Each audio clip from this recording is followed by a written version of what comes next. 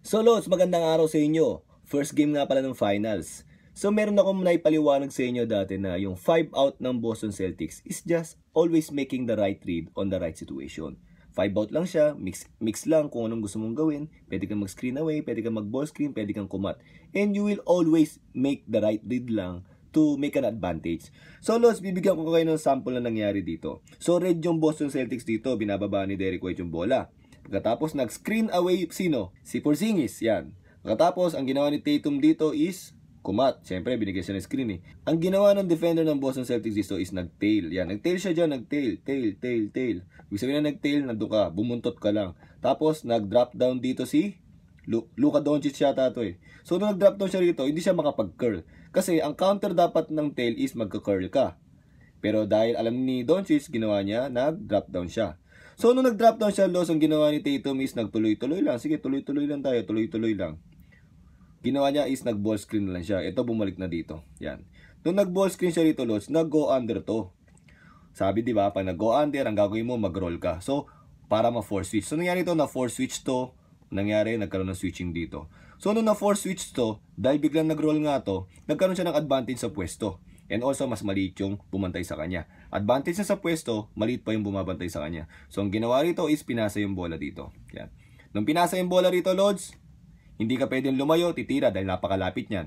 Pero pag lumapit ka naman at may mismatch, pwede kang biglang iwanan, layup or dunk. So ngayon, Lods, ano yung adjustment na ginawa ng Dallas Mavericks dito? So, sa mismong next possession ng Boston, ganito naman yung nangyari. So, binaba ulit ni Derrick White yung bola. Pagkatapos dito, nagbigay ng screen away ulit si Porzingis. Ngayon, nag-tail ulit. Same thing, nag-drop down si Luka para hindi magkaroon ng curl. So, same thing pa rin yung ginawa ng Boston Celtics. Nagtuloy-tuloy pa rin sila rito. Ang ginawa, nag-screen dito. Yun lang, Lods. Same thing pa rin yung ginawa ng Dallas dito, nag-go under sila. So, nag-roll bigla yung nagbibigay ng screen. So, nagkaroon sila ng force switch again.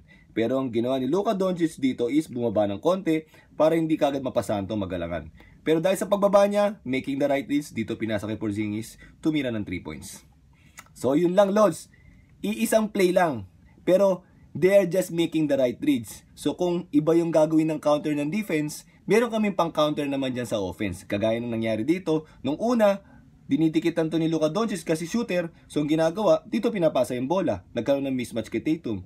Nung nagkaroon ng mismatch kay Tatum, the next play, bumaba si Luka Doncic dito para hindi basta mapasahan to. So, dito pinasa, na libre sa 3 points si Porzingis.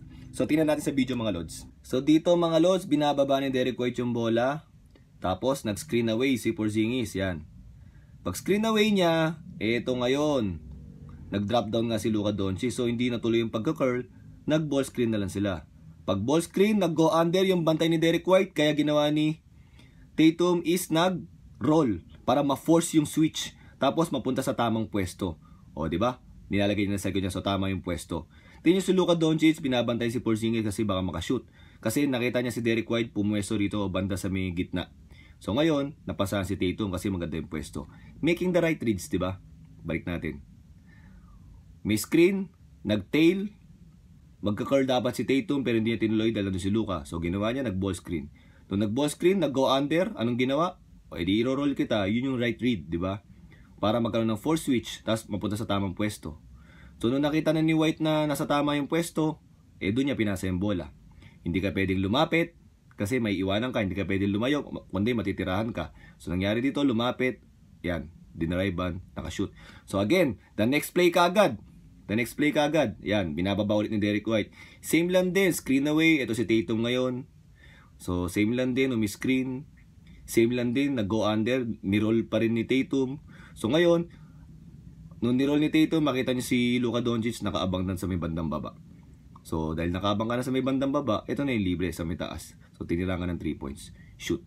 Tapos Lods, sa defense naman tayo. Kung maalala nyo, meron akong tinatawag na pre-switching. Ibig sabihin ng pre-switching, bago pa makarating sa action yung mga defender natin, magsiswitch na tayo para hindi tayo mapunta sa gaanong mismatch. So ganito yung Lods, pinaliwanag ko na dati yan, papakita ko lang ulit ngayon.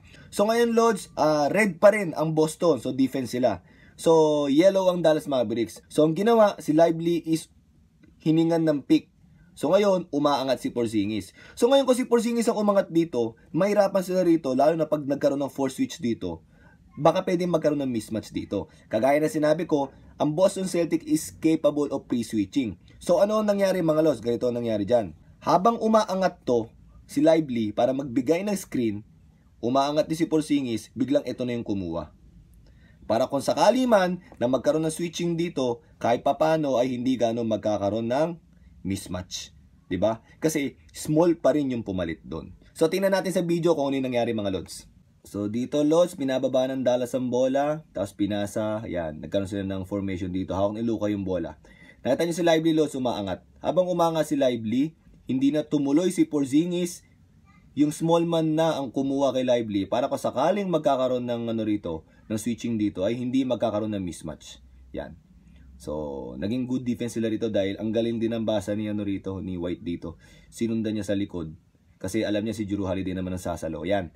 Drop down coverage Lods. So, ang galing ni Jrue Holiday pero naagaw na ni Derrick White dito sa taas. So, ang point ko lang dito Lods, yung pre-switching, capable ang Boston dito. Habang pangat si Porzingis, yan tinuturo niya na ikaw na kumuha niyan. Oh, para kung sakaling magkaroon ng switch, hindi magkaroon ng advantage kay Luka Doncic. So, ayun lang naman yung mga capabilities ng Boston naman sa defense. So, nakita nyo na Lods, ang offense and defense ng Boston is talagang very flexible kahit sa anong bagay. Every time na meron kang ibibigay na counter, meron silang pang-counter ulit. Ganun ng Boston Celtics. So, tingnan natin kung ano yung magiging adjustment ni Jason Kidd sa Game 2, mga Lods, abangan na lang natin. Sana meron kayong natutunan sa mga sinabi ko. Thank you!